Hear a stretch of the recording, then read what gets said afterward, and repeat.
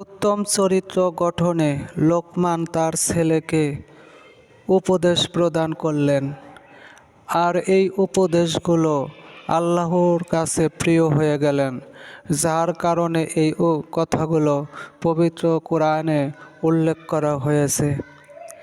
আল্লাহ তাআলার ইরশাদ, হযরত লোকমান আপন ছেলেকে উপদেশ প্রদান করেন, হে বৎস, মানুষের সহিত অবজ্ঞাসূচক ব্যবহার করিও না এবং জমিনের উপর দম্ভভরে চলিও না।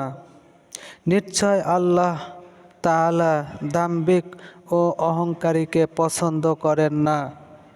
আর তুমি নিজ চলনে মধ্যপন্থা অবলম্বন করো এবং কথা বলিতে নিম্নস্বরে বলো, অর্থাৎ শোরগোল করিও না।